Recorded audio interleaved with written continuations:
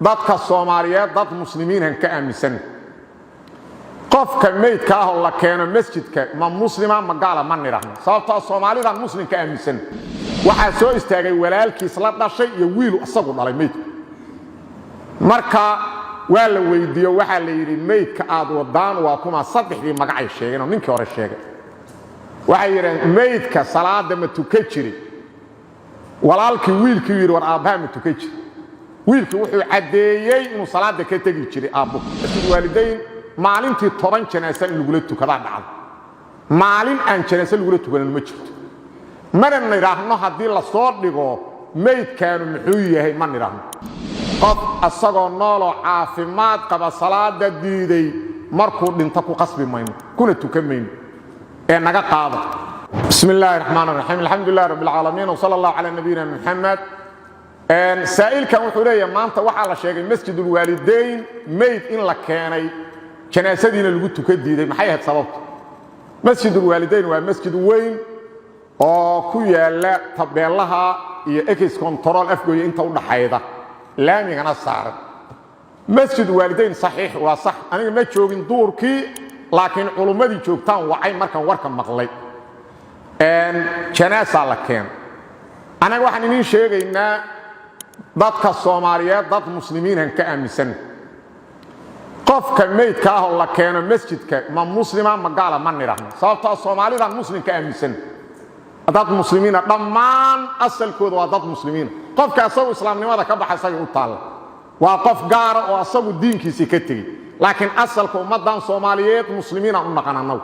saas daraadeeda waxa dhacday masjid waalidayn maalintii 10 janaasa in lagu tukada dhacay maalin aan janaasa lagu tukadan ma jirto mana niraahno hadii la soo dhigo meydkaanu muxuu yahay ma niraahno hay'ad meesha Soomaaliyeed degan Soomaalina waa noo muslim waa lagu tukada maanta laakiin culummadii markii la keenay waxay yiraahdeen dadkii meydka la socday qaar kamid ah soo hormaray markaasay u sheegeen culummadii yiraahdeen meeydan wadna waan taariku salaad hadad ku tukaydan idinka idin taal waa dadkii la socday ugu علماء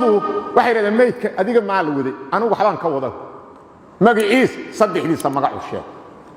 intaas culumadu go'aan kuma qaadan waxay yiraahdeen amay tahay qof xooga kala dhixay go'aan kuma aysan qaadan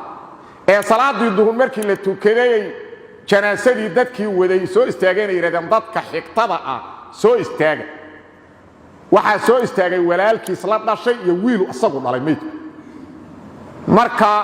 waa la weydiiyo waxa la yiri meydka aad wadaan waa kuma saddexdii magacay sheegeen oo ninkii hore sheegay waxa yireen meydka salaada ma tuka jiri walaalkii wiilkii yiri war aabaha ma tuka jiri wiilkii wuxuu cadeeyay inuu salaada ka tagi jiray aabbo salaada ilaahay inuu san ilaali jirin oo ka tagay uu cadeeyay wiilku markuu sidaas cadeeyay culimadu yiraahdeen qof asagoo noolo caafimaad qaba salaada diiday markuu dhinta ku qasbi mayno kuna tukamayno ee naga qaado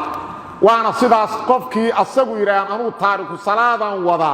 ma ku tukanayn